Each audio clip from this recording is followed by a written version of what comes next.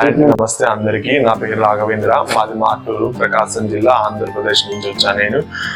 నేను 2022 నుంచి ఏవియన్ ప్రాబ్లంతో చాలా సఫర్ అవుతున్నాను.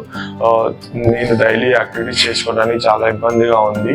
సో తద్వారా నేను 2023 నవంబర్లో నేను కోల్డ్ డికంపర్షన్ చేయించుకున్నాను. కోల్డ్ డికంపర్షన్ చేయించుకున్న తర్వాత పెయిన్ అనేది ఇంకా ఎక్కువైపోయింది కానీ తగ్గలేదు. సో నేను యూట్యూబ్లో చూసి స్వస్తిక్ ఆయుర్వేద హాస్పిటల్ని సెలెక్ట్ చేసుకున్నా. చాలా మంది యూట్యూబ్లో చూశాను, వాళ్ళందరికీ తగ్గిపోయిందని చెప్పారు.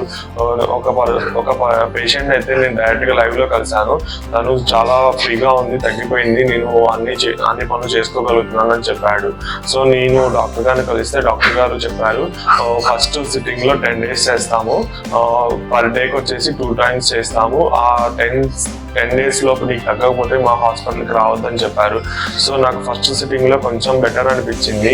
తర్వాత సెకండ్ సిట్టింగ్ వచ్చినప్పుడు డాక్టర్ గారు ఎక్స్రే తీపిస్తే అప్పుడు నాకు 3 to 4 స్టేజ్లో ఉంది. తర్వాత అప్పుడు బాగా ఎక్సర్సైజ్లు అవి చేయించారు డాక్టర్ గారు.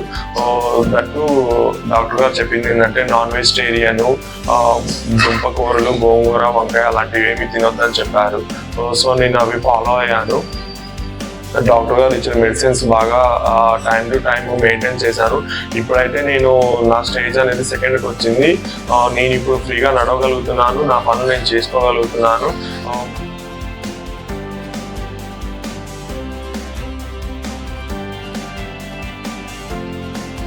బట్ట వేసుకొని కూర్చోగలుగుతున్నాను, అన్ని పనులు చేసుకోగలుగుతున్నాను.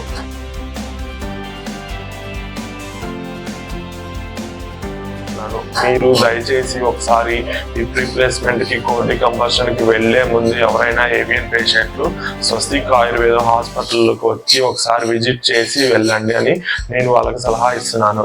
Thank you Swastik hospital.